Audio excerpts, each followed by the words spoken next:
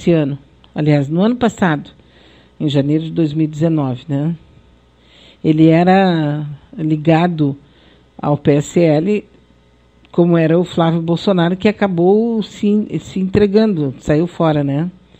E o Flávio Bolsonaro empregava a mãe e a esposa do Adriano de Nóbrega no seu gabinete, na Alerj, lá no Rio de Janeiro, porque ele era deputado estadual, né? Então, assim, ó, é só você fechar um pouquinho, ter um pinguinho de noção, assim, de Agatha Christie, de filmes de investigação policial, né, de assassinatos e tal, que você já fecha tudo, fica bem clara a história. Esperando aí que as autoridades do país, um dia desses, voltem a ter vergonha na cara, né? Porque é o que está faltando apenas. O que vai fazer hoje o STF? Qual a posição do STF sobre tudo isso? Eu lembro que no governo da Dilma iria colocar Lula como seu ministro-chefe de gabinete, lá do Gabinete Civil, e houve um pedido e o STF impugnou a decisão da Dilma. E tornou, junto com o escândalo da Globo, como um caso de política, quando na verdade era um caso de política, sim, mas de sobrevivência, sem crime. Apenas pela maneira como estava sendo conduzido todo o processo. É muito triste tudo isso, né? Muito triste. E agora a gente está aí, assim, né? Vendo tudo acontecer de um jeito que a gente não sabe para onde é que vai. Nós, no meio de uma pandemia econômica, uma pandemia sanitária, uma pandemia moral, uma pandemia existencial, a gente está realmente, assim, pendurado no pincel, porque não tem uma pessoa, eu não estou falando aqui de dinheiro, de riqueza material, não tem uma pessoa no mundo hoje que tenha tranquilidade. Mesmo aqueles que têm muito dinheiro, que estão aplicando, comprando e negociando na bolsa e tal, ninguém tem certeza de nada. E no meio de tudo isso, se nós tivéssemos um governo, né, provavelmente a gente pudesse sair bem melhor dessa confusão. Só que não temos, enfim, fazer o quê, né? Até mesmo os pastores estão lamentando a queda nos dízimos e programas na TV estão ameaçados. Coisa muito triste também, ao mesmo tempo em que a gente percebe que há uma oportunidade das pessoas entenderem qual é a relação delas com Deus, né? Que é uma relação que está fora do sistema. As maiores denominações evangélicas do país estão passando por tempos de crise consideráveis, por causa da determinação do fechamento dos templos. O pastor Silas Malafaia, líder da Assembleia de Deus, pelo menos é o que consta, né, no projeto aqui, ele está tentando reverter a situação, pressionando o presidente Jair Bolsonaro para que sejam reabertos os templos em todo o país. Outros líderes, como R.R. Soares, líder da Igreja Internacional da Graça de Deus, Bispo Edir Macedo, da Igreja Universal do Reino de Deus, e o apóstolo Valdemiro Santiago, da Igreja Mundial do Poder de Deus, estão tentando negociar diretamente com as emissoras envolvidas o valor dos aluguéis do espaço. Estima-se que a Igreja da Graça pague 80 milhões por ano pelo espaço nobre da Band, né? Além dessas negociações, algumas demissões já estão como parte do grupo, né? É que, na verdade, se a gente parar um pouquinho para entender, ou para tentar entender, né? As instituições religiosas no mundo inteiro vão sofrer uma queda considerável porque as pessoas estão caindo na realidade de que não precisam de intermediários para falar com Deus, para se comunicar com Deus. Que não existe nada mais íntimo, pessoal e intransferível do que o nosso contato com o mais profundo do nosso ser.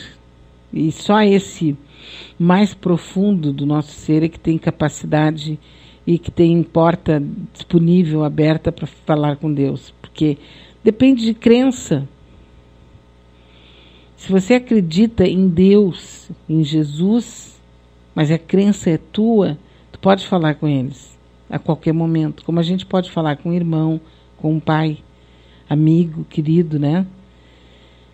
Mas se não tem, aí você acha que é o fulano, que é o pastor, que é o pastor fulano, que é o pastor Beltrano, que é o bispo não sei quem, que te faz conversar com Deus. E daí não dá, né? Aí realmente não dá nada, não tem mais o que dizer. O que mais que nós temos aqui? Essa coisa dos pastores aí, também em alguns casos nós temos aí uma parte da igreja católica que está também lamentando, né, o fato de não ter nada, de não ter essas pessoas perto de ti. Então, o que mais que nós temos aqui? Então, né, não tem aqui mais, eu estou tentando fazer contato com a nossa amiga que mora lá em Portugal. Em Portugal, ora, pois. Ela me disse ontem que estão fechando mesmo, tudo vai continuar fechado lá. E que, inclusive, um vizinho dela ali da região onde ela mora estava sendo levado para o hospital, né? E aqui nós não vamos ficar muito longe disso não, hein? Daqui a pouco a gente vai estar sabendo de situações bem piores do que essa que a gente está vivendo hoje, né? Nós temos agora 9h53 e o dia está lindo, o dia está muito bonito. Não se estresse, não vale a pena. Não vale a pena, porque quando a gente menos perceber já era. A gente já está fora do esquema. E fora dessa passagem forte por aqui, né?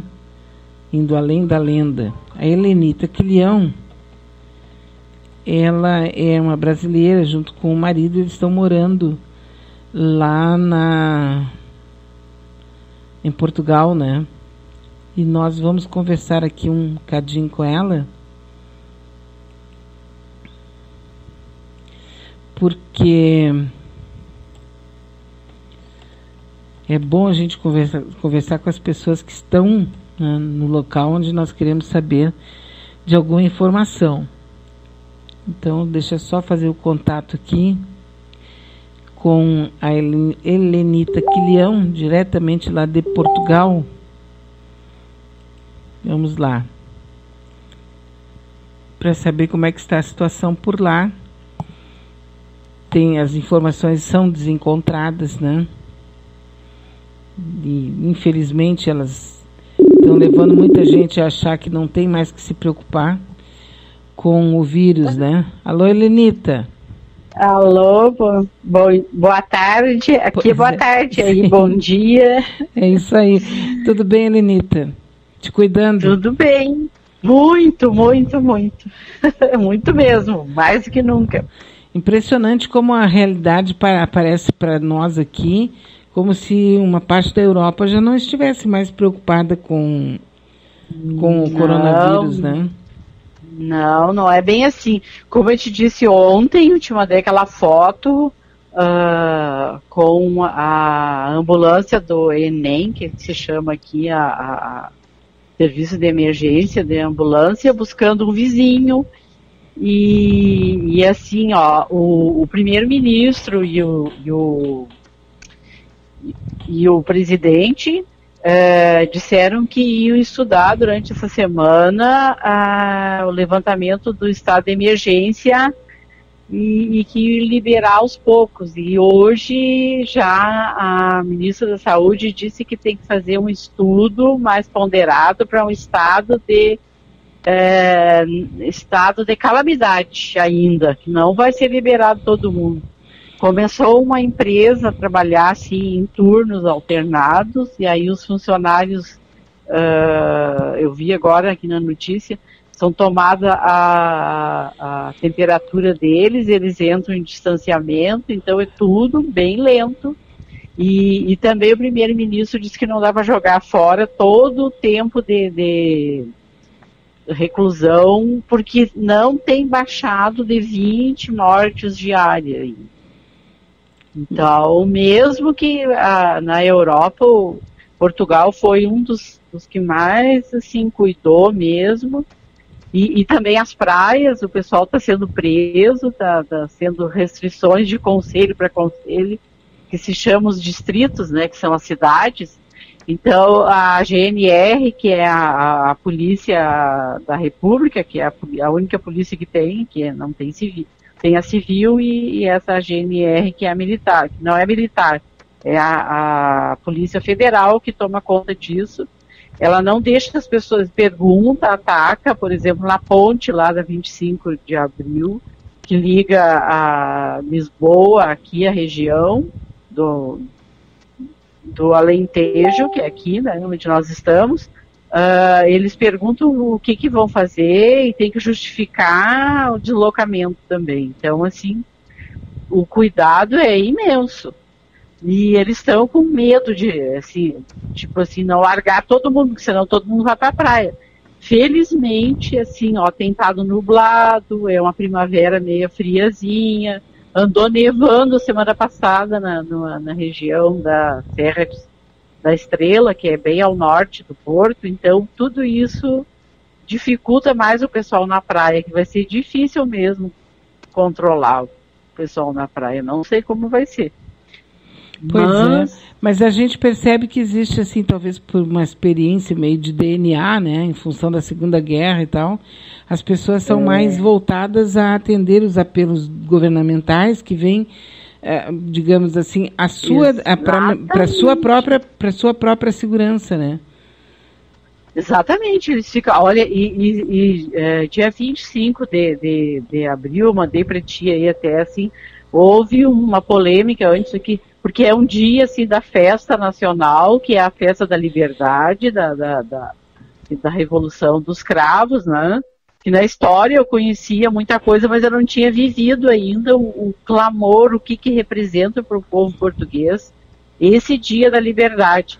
Aí eu entendo por que aqui os governos dão resposta imediata para o povo, mesmo sendo criticados. Se o povo reivindica uma coisa, eles são atendidos. Não digo que resolva o problema, mas eles são ouvidos, porque aqui o povo é respeitado, assim, ó. Eu tinha observado, claro que eu sei que tem isso, mas eu não sabia bem por quê. E a importância que é esse dia 25 de abril, que é o dia da liberdade, é incrível. Eles comemoram em altas pompas e altas festas e desfiles e tudo em Lisboa, e sábado não houve, né? Houve uma cerimônia de 100 pessoas no parlamento, então assim, foi bem restrito. E aí o povo combinou que às 15 horas, pena que eu não gravei, que não deu tempo para gravar, às 15 horas todo mundo na janela, com cravos e coisa na janela, e música e batendo palma em homenagem ao Dia da Liberdade, que eles chamam, que para eles é importante. Tanto que é festejado na Rua da Liberdade, a rua principal de Lisboa. Uhum. Né? Então, assim, bem emocionante. Assim. Eu achei bonito, assim, é um gesto do povo de liberdade, um respeito com o povo. E por isso o povo é bem ouvido aqui, tanto o primeiro-ministro procura ouvir, e todos os dias estão dando reportagem, respondendo aquilo que o povo clama e pergunta.